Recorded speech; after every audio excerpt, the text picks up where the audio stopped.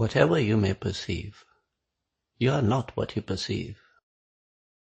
You are what makes perception possible. This is the simple truth being pointed out by the wisdom traditions. And it is being proven by every experience. But along the path there comes this idea, because you've heard it from others, these amazing experiences, the awe, the wonder. And there's this idea to hold out for something, for some magnificent experience which will prove the truth for you. And this is what holds you back, keeps you on a path to nowhere. Because the truth is being pointed out every moment. So if you can leave aside the desire for some perfect and final experience, then you are ready for the truth to be pointed out quite simply. So let's use the same device we use with young children when pointing out new things to them. We literally point our finger at something and name it. For example, you show a rose to a child. This beautiful, ineffable, indescribable thing, this rose. If you had tried to explain it with words without showing it to the child, it would be impossible. But just because the rose is there, all you have to do is point. And then you give it a name. And the name is sufficient, because now the rose has been seen. The child knows what it is. Before they had seen the rose, the word was meaningless.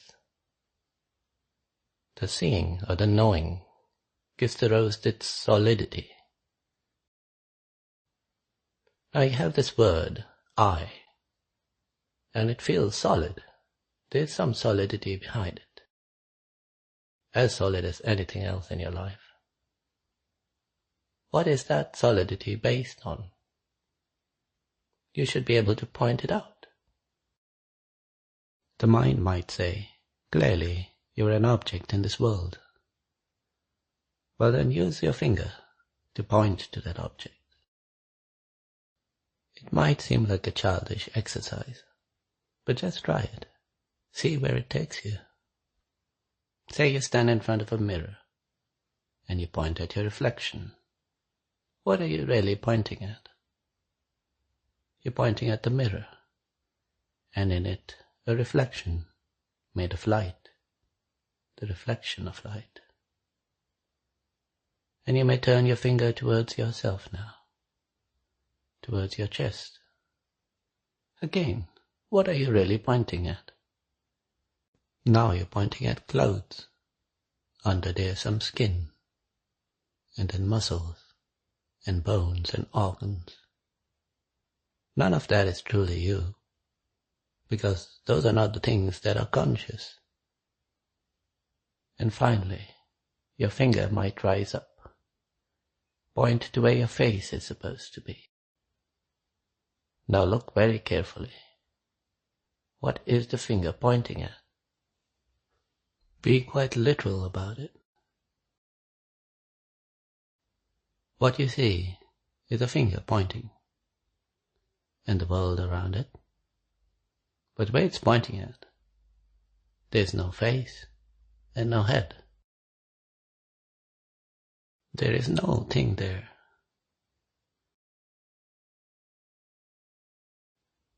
And you may see the bridge of your nose, semi-transparent, hanging in space.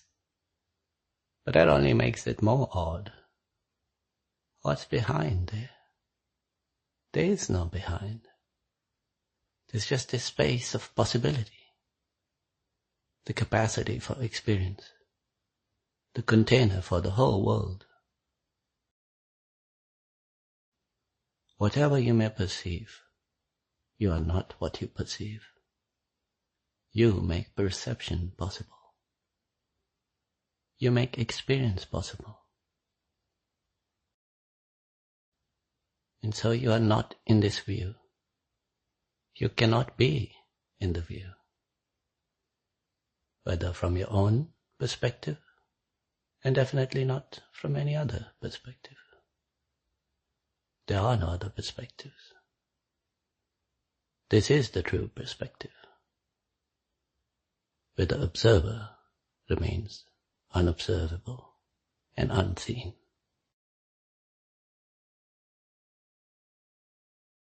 And the mind might argue that a lot is being made out of a physiological limitation, the limit of the eyes not being able to see the face. But go ahead then, let it imagine your eyes on stalks like a snail. You could then turn around your eyes to look at your face. Maybe you even have X-ray vision, and you can look inside your head and see the brain functioning. Well then, where are you? Can you be that brain that you are perceiving?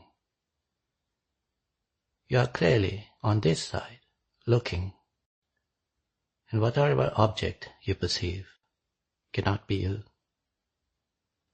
It is an image. It is part of the view, and you are never in the view. There is no image that can capture you, because you are not perceivable. You make perception possible. And it is the same with all the other senses, and all thoughts and ideas and concepts. None of it can capture you and represent you, because those are the things being perceived. All of it is mental phenomena being observed. All objects are subjective, but you are not subjective. You are not being observed. You are real. And that is why you cannot be observed as an object in this world through any means. You are quite literally not in this world. But neither are you beyond it or hidden. You're right here.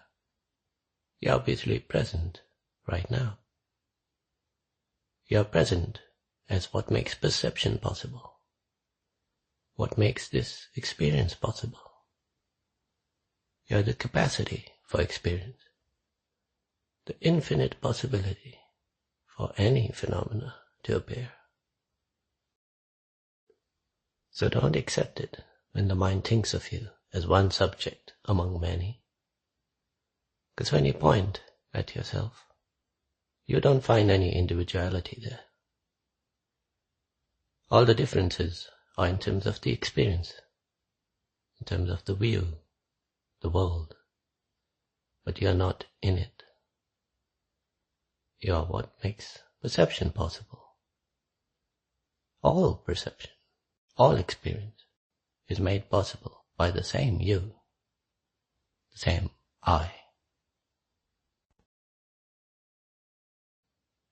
And if you catch the mind denying this, ask it to point out an individual subject.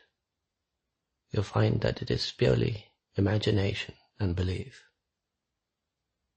The individual subject, or self, is the ego.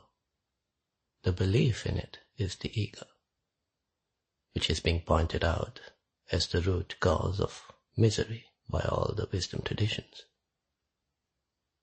There is no solidity to that self. That is the illusion. The fact is that there are no subjects or objects. Both are illusions within a more fundamental reality. There is an infinite sentient space of awareness, and in it, through naturally occurring processes, there emerge phenomena. The phenomena are known, not because you are an individual subject observing these phenomena from within a physical space, but because you are the space of subjectivity itself, pure sentience, pure awareness. You are not what you perceive. You are what makes perception possible.